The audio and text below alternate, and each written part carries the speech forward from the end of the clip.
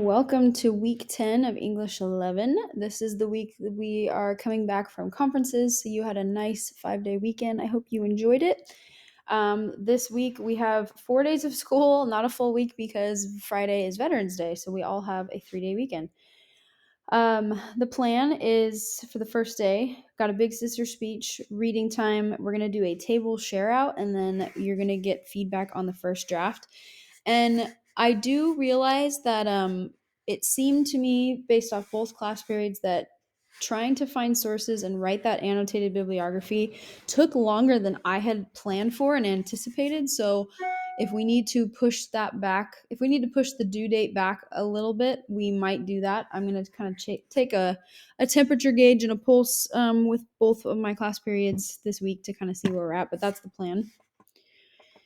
So, big sister speech. This is something I think I've already given several of these to you, but if you are unfamiliar with this, the idea is that I am definitely not old enough to be your mom, but I am old enough to be a big sister. I know I won't be able to say that forever teaching because I'm just going to get older and my students will stay the same age. But for right now, I am in that season of life and I am the big sister in my family. I am the oldest.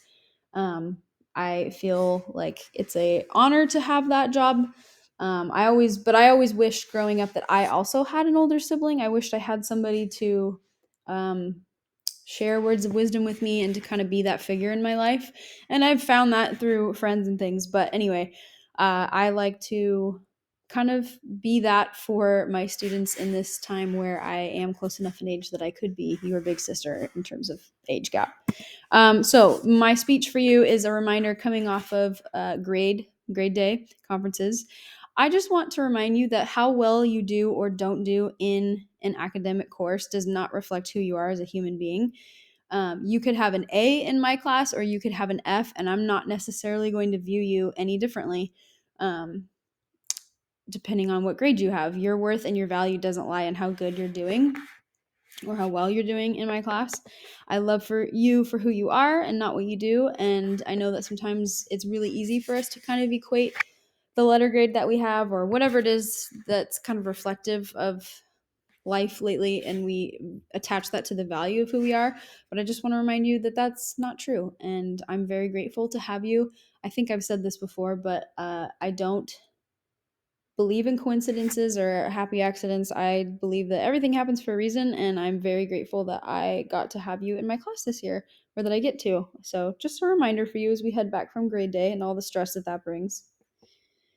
Okay, again, I'm gonna kind of take a temperature gauge, pulse of the classroom on Monday and Tuesday to kind of see if we need to adjust the due dates, because I was thinking that you should have your revised essay be due this Friday, but I feel like that might be impossible now, because it took longer to do the research than I had anticipated. So we'll talk about that. But at your tables, which obviously if you're watching this video you can't do right now, but at your tables you're going to share out your research topic, your research question, and then 3 things that you're going to bring up with subpoints.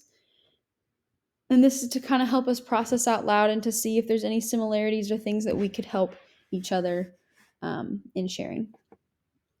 We'll take a break and then continue working.